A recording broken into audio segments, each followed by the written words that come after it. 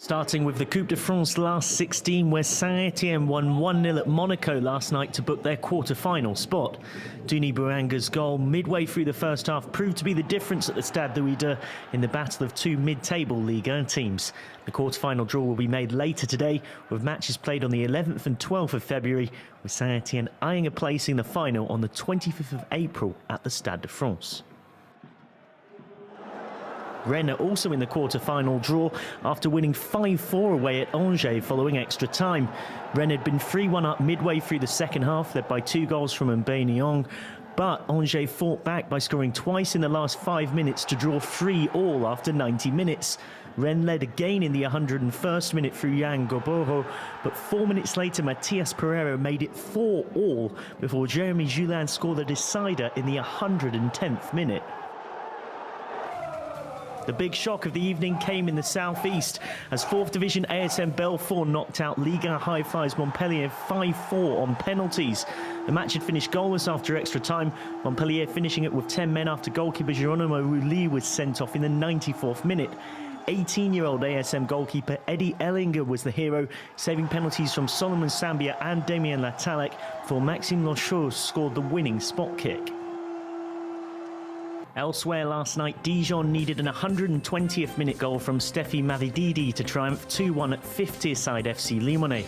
Tonight, PSG travel to face 3rd Division Pau, and 4th-tier side SAS Epinal hosts Lille. Marseille face Strasbourg and Nice play Lyon in 2 all-Ligue 1 ties. English football now, and Manchester United travel to arch-rivals Manchester City, seeking to overturn a 3-1 deficit in tonight's League Cup semi-final second leg. City dominated at Old Trafford, leaving United seeking a repeat of their 3-1 win at PSG last season to reach the Champions League quarter-finals. But now we've got to go into the memory bank and think PSG, because we've done it against good teams before, and it gives us some hope. And the game in December, of course, gives us hope that we can do something there. United beat City 2-1 in their December Premier League meeting, but in the first leg were undone by first-half goals from Bernardo Silva, Riyad Mahrez and an Andreas Pereira own goal before Marcus Rashford pulled one back. It's Man United, so can do it. They have done, can do it. We have to do almost a perfect game to go through. So it's a semi-final. And these kind of games, against these kind of teams with this incredible history behind, I know how difficult it would be to reach the final. City are the League Cup defending champions and have won the competition in 4 of the last 6 seasons, whilst United last lifted the trophy in 2017. Inter Milan have signed Christian Eriksen from Tottenham for around €20 million. The Danish midfielders signed a contract until June 2024. As a direct replacement, Spurs have made Giovanni Lo Celso's loan move from Real Betis permanent, completing a €31 million transfer.